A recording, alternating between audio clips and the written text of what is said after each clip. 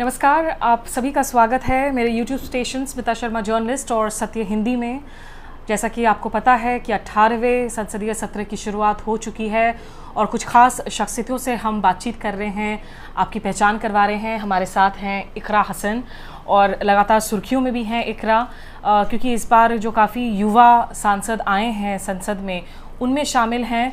और इकरा ने एक बहुत ही जो है चुनौतीपूर्ण चुनाव में जीत हासिल की कैराना से। इकरा, कंग्रेचुलेशंस। Thank you. क्या सिंक इन हो गया फाइनली? अभी चल रहा है प्रोसेस सिंक इन होने का, बट बहुत कुछ नया है, बहुत कुछ सीखने की ज़रूरत है और बहुत कुछ कोशिश कर रहे हैं सबसे मिलजुल कर सीखने की। तो अभी वक्त लगेगा, पर धीरे धीरे हो जाएगा। तभी ये शुरुआत के कुछ दिनों में what has been like the impression संसद के अंदर बैठकर, समथिंग जो आपके लिए इस वक्त सबसे ज़्यादा ओवरवेलमिंग एक तरीके से एक्सपीरियंस रहा हो? जी, ये लोकतंत्र का सबसे बड़ा इदारा है और हमारे देश की सबसे बड़ी पंचायत है। तो वहाँ पर सभी जितने दिग्गज लोगों को आज तक कभी हूबहू नहीं देखा था, टीवी पे इस तरीके से देखा था, आज उनके बीच में बैठने का मौका मिला है। तो बहुत बड़े सौभाग्य की भी बात है और थोड़ी असहजता लगती है क्योंकि इतने बड़े लोग हैं सभी, लेकिन ये भी अपने मन में एक इच्छा है कि जिस तरीके से लोगों ने जिस उम्मीद के साथ मुझे वहाँ पर भेजा है, तो उन उम्मीदों पर मैं खरी उतर सकूँ। और एक तरीके से ना वो हमेशा निश्चित रूप से एक नर्वस एंजाइटी रहती है। एक दौर था जब मैं भी as a one of the youngest reporters थी पार्लियामेंट में कवर करते हुए, और काफ़ी दफ़ा सीरियस क्वेश्चन पूछ लो तो उधर से जवाब आता था सांसदों से कि अरे आपकी तो इतनी कम उम्र है, आप इतने सीरियस सवाल क्यों पूछ रही हैं, which was very patronising and very annoying. But hopefully things have changed since then. तो इस वक्त जो आपकी क्वालिटी ऑफ कॉन्वर्सेशंस हो रही हैं with fellow members of parliament, वो किस तरीके से हैं? What are your expectations? I am very happy कि इस बार जो है विपक्ष मजबूत है। पिछले 2 टर्म से जो हालात थे उनमें बहुत तब्दीली इस बार आई है, और जैसे सीनियर पार्लियामेंटेरियन से बात हुई तो उनका भी यही कहना है कि आप थोड़े अच्छे दौर में आए हो। अभी पिछले 2 टर्म में जिस तरीके से उनके साथ व्यवहार हुआ विपक्ष कमज़ोर होने की वजह से, तो उससे बहुत दिक्कतें आई सभी को और समस्याएं हुई, सस्पेंशन हुए। तो हमें लगता है इस बार उम्मीद है कि उस तरीके का व्यवहार ना हो और विपक्ष मजबूत रहेगा तो लोकतंत्र मजबूत रहेगा और सभी की आवाज़ पहुंच पाएगी। तो अभी फ़िलहाल लेकिन जो नया मेरे अनुभव में जो नया रवैया मैंने देखा है अभी हाल फिलहाल में, वो कुछ ठीक नहीं लग रहा है। इन एक्सपेक्टेशंस की बात है, ये खुद अखिलेश यादव जी ने भी स्पीकर को याद दिलाई, लेकिन बावजूद उसके हम देख रहे हैं कि जय संविधान किसी का बोलना, उसे लेकर एक इरिटेशन हो रहा है। दीपेंद्र हुड्डा जैसे एक सीनियर सांसद को ये कह देना कि भाई आप हमें मत समझाइए, आप चुप बैठिए। तो कॉन्फ्रंटेशन की राह बनी रहेगी संसद में इस वक्त, ऐसा ही लग रहा है। जी ऐसा रवैया बहुत अफसोसजनक है अपनाना, क्योंकि विपक्ष का अधिकार है। देखिए मेरे नज़र में जो ट्रेजरी बेंच है उनका जो मेन काम है वहाँ पर वो जवाब देने का है, क्योंकि उनकी खुद की सरकार है। वो लोग तो काम कर रहे हैं, नीतियाँ बना रहे हैं। वहाँ पर बोलने का अगर सबसे ज़्यादा अधिकार किसी को मिलना चाहिए, लॉजिकली भी अगर हम देखें तो विपक्ष को मिलना चाहिए। और अगर इसी तरीके से विपक्ष की आवाज़ को दबाया जाएगा और उन्हें टोका जाएगा तो ये एक हेल्दी डिस्कशन कभी भी नहीं हो पाएगा। आज जैसे कोशिश थी विपक्ष की कि भाई नीट पर जो है मुद्दे को उस पर ज़्यादा जोर दिया जाए और प्रेसिडेंट के रिप्लाई को अडजर्न करके जो है उस पर ये डिस्कशन किया जाए, लेकिन वैसा हो नहीं पाया। ये कितना ज़रूरी मैसेजिंग है इस वक्त इंडिया के यूथ के लिए कि हम लोग मिलकर बातचीत करना चाह रहे हैं इन पेपर लीव्स के इशू पर? ये बहुत ज़रूरी है और एक बहुत प्रेसिंग इशू है, और क्योंकि अभी का इशू है तो ज़रूरी है कि जो सत्र चल रहा है मौजूदा उसमें इस पर बात हो सके। और क्योंकि एजेंडा इस तरीके से सेट हो रहा है तो हमें उसी में वक्त निकालने की ज़रूरत है इस गंभीर विषय पर बात करने की, क्योंकि इससे लाखों करोड़ों लोगों का रोज़गार जुड़ा हुआ है, उनका भविष्य जुड़ा हुआ है, और सरकार खुद रोज़गार नहीं दे पा रही है। जो भर्ती थी वो कितने ही मामलों में ऐसा हुआ कि पेपर लीक हो गए उनमें, और भर्तियां ही नहीं हो पा रही हैं, काफ़ी सरकारी भर्तियां खाली पड़ी हैं अब तक। और उसके साथ साथ जो मैल प्रैक्टिसेस जैसे कि नीट में देखने को मिले, अब कल से कुछ यूपीएससी के बारे में भी चल रहा है। तो अगर इस तरीके से एक तरफ हम बहुत प्रोग्रेसिव और विश्व गुरु बनने की बात करते हैं, लेकिन अगर हमारे देश के युवाओं के साथ सिस्टम के तहत इस तरीके से हो रहा है, एक होती है अपनी नाकामी जिससे आदमी एक्सेप्ट कर लेता है, एक होती है जब उसे सिस्टम के तहत नाकामी मिलती है, तो तब क्योंकि किसी और के द्वारा, और वो भी सरकार के द्वारा जिसको आपने ही इलेक्ट किया है, आपके लिए ही है वो, आपके साथ अगर ऐसा हो रहा है, ऐसा छल कपट, तो उसमें बहुत गुस्सा है हमारे युवाओं में, और वो जायज़ भी है उनका गुस्सा, और उस पर निश्चित रूप से बात होनी चाहिए। क्योंकि अगर हम गुडविल पे, सरकार की गुडविल पे अगर हम मामलों को छोड़ देंगे तो उनमें जवाबदेही कुछ नहीं रहती है। तो ज़रूरी है हमें कि हम संसद के सदन में हम ये सवाल उठाएं और वहाँ पर ये जवाब मांगें उनसे कि वो क्या करने वाले हैं इन पेपर लीक्स और मैल प्रैक्टिसेस को रोकने के लिए, और क्या कार्रवाई वो करेंगे जो अब तक हो चुका है उस पर। इकरा हसन, आप में से बहुत से लोगों को ऑलरेडी पता होगा कि एक पॉलिटिकल परिवार से ही उनका नाता है, और उनके माता पिता दोनों ही राजनीति में रह चुके हैं, और लॉ की पढ़ाई की है इन्होंने यूके से, उसके पहले डीयू की छात्रा थी। इकरा, एक ये बताइएगा कि पॉलिटिकल परिवार में तो थी आप, लेकिन एक्टिव पॉलिटिक्स को भी आपने बचपन से देखा होगा, महसूस किया होगा। जब आपने लॉ लेने की तैयारी की थी, क्या आपको लगा था कि एक्टिव पॉलिटिक्स में आप खुद आ जाएंगी, या ये एक डिसीजन था जो सर्कमस्टांसेस की वजह से हुआ? नहीं, मेरी जो पढ़ाई थी, मैं सिर्फ अवेयर होने के लिए एज अ सिटीज़न मैं लॉ करना चाहती थी। मेरी कोई ऐसे मैं पोर्टफोलियो नहीं बना रही थी कि मुझे राजनीति में आना है। हालांकि अब अगर हम देखेंगे रेट्रोस्पेक्ट में तो वो ऐसा दिखेगा ज़रूर कि शायद कोई पोर्टफोलियो बन रहा था, लेकिन it's good to have a law background in politics today, आज की तारीख में। I think it's good to have a law background in any case. वो तो है ही। तो मेरा कोई इरादा राजनीति में आने का नहीं था। मुझे हमेशा से लेकिन दिलचस्पी रही है सोशल साइंसेस के हर सब्जेक्ट में, हिस्ट्री, पॉल साइंस, लॉ। तो उस लिहाज से मेरा इंटरेस्ट इसी तरफ था, और मैंने बहुत नज़दीक से देखी भी थी राजनीति। और इनफैक्ट मेरे जो पीएचडी की थीसिस होने वाली थी वो भी इलेक्टोरल रिफॉर्म्स के ऊपर ही होनी थी। तो इंटरेस्ट हमेशा से था, लेकिन एक एकेडमिक इंटरेस्ट था। कभी सोचा नहीं था कि मैं पार्टिसिपेट करूँगी, ना इरादा था। वो हालात कुछ ऐसे बने कि मुझे आना पड़ा और सब कुछ देखना पड़ा, संभालना पड़ा। और फिर जब इतनी परेशानी झेली तो उसके बाद मेरा मन में ये बात आई कि जब हम इतना लड़ रहे हैं, बीजेपी से इतना लड़ रहे हैं, तो क्यों ना चुनाव में सबके सामने, why not do it openly. तो वही फिर एक सेंस बना, और उस टाइम मुझे पार्टी ने पूछा, अप्रोच किया, तो फिर मैंने उसको एक पॉजिटिव साइन लेके आए और हम आगे बढ़ने की हमने इस तरीके से सोची। आपकी जो फॉर्मेटिव ईयर्स थी इन हाई स्कूल, इन कॉलेज, उसमें इंडियन पॉलिटिक्स में कौन से ऐसे आइकन्स थे या जो नेता थे जो आपको इंस्पायर कर रहे थे, जिनको आप बहुत क्लोजली फॉलो कर रही थी? Personally my father has been a great influence. उनकी वजह से मुझे दिलचस्पी बहुत है राजनीति में।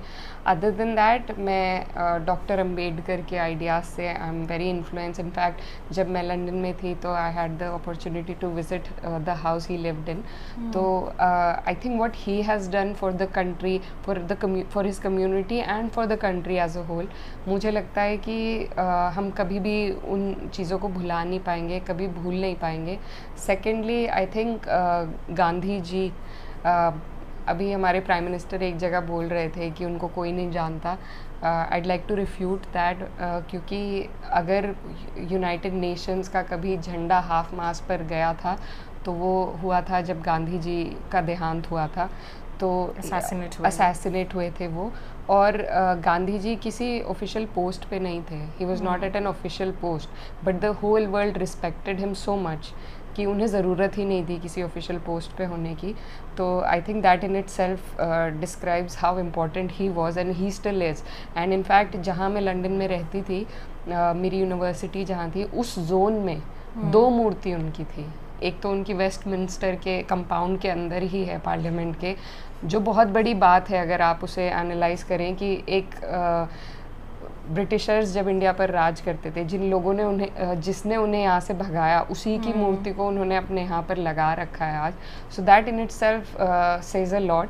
एंड उसी जोन में 2 मूर्तियाँ उनकी थी, तो ऐसा बिल्कुल नहीं है कि उनको कोई नहीं जानता. In fact he is respected everywhere.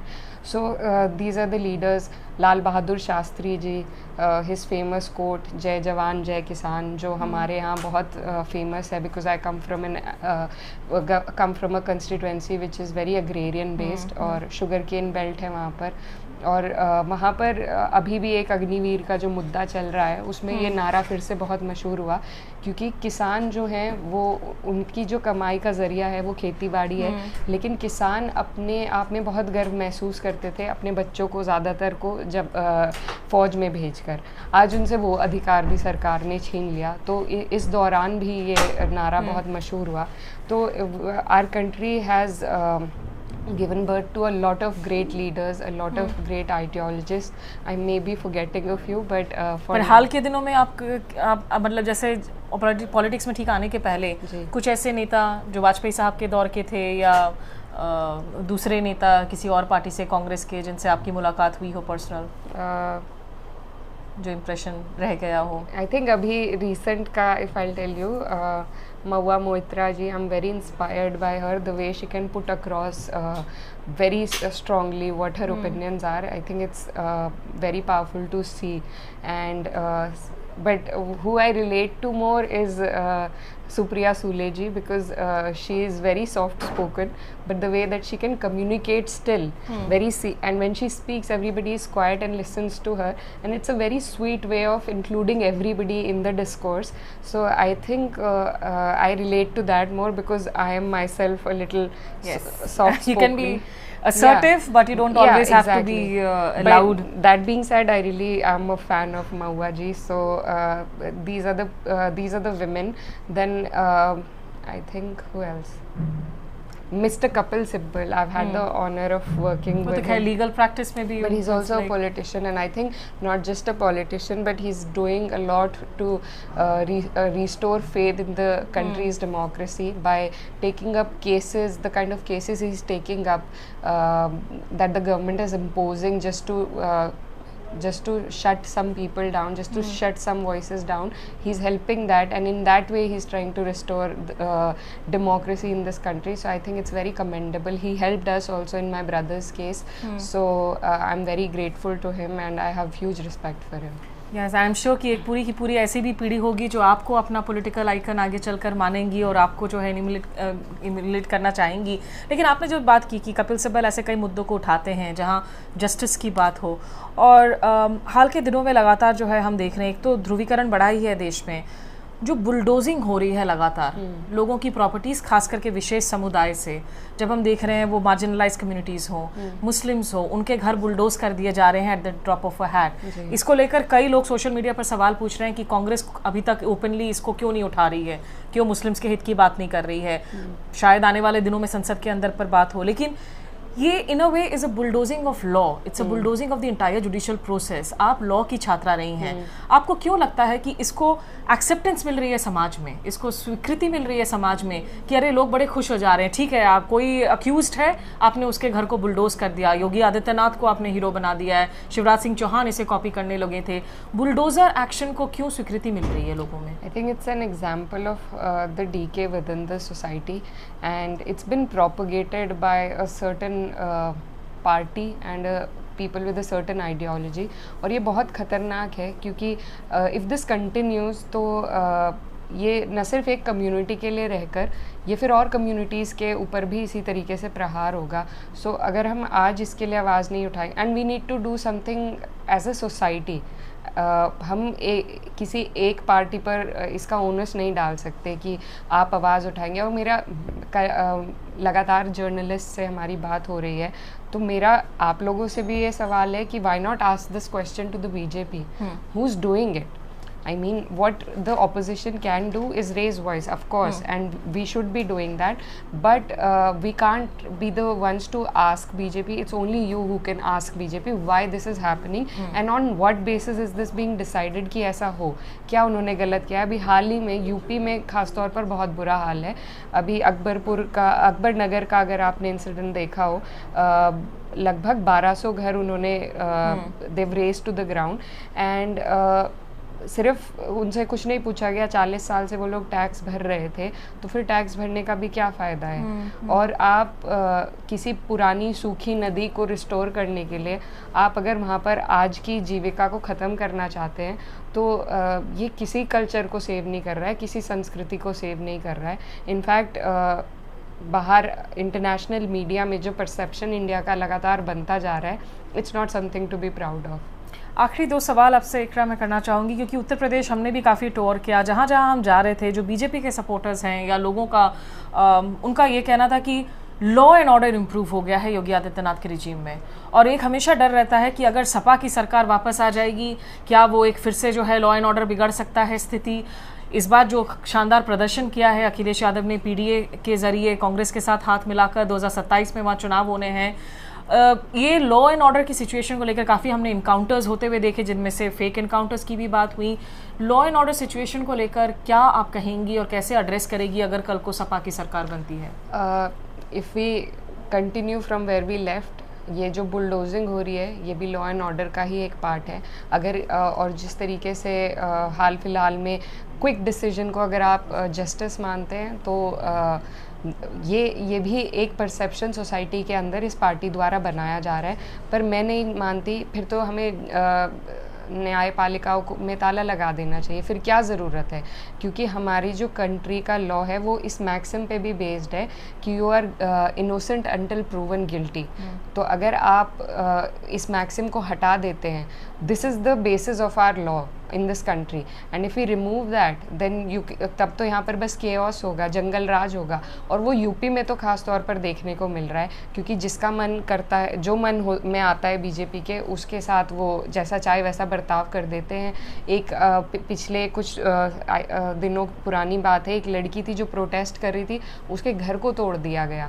तो इस तरीके से अगर कोई भी आपके खिलाफ आवाज़ उठाएगा और आप उस पर कोई भी गैर कानूनी कार्रवाई, इस तरीके की असंवैधानिक कार्रवाई, बुलडोजिंग की अगर करेंगे, तो कल को फिर हम क्या मैसेज दे रहे हैं आगे के लिए। आज के दिन आज जो हिस्ट्री लिखी जाएगी, तो आगे हमारे आने वाली पीढ़ियाँ सिर्फ बीजेपी पर उंगली नहीं उठाएगी, बट एज अ सोसाइटी हम सब पर उठाएगी कि why didn't we stand up against it. So I think we as a whole the whole of society needs to think about it and do something about it, क्योंकि ये बहुत गलत है। और रही कानून व्यवस्था की बात, इन्होंने कुछ इम्प्रूव नहीं किया है।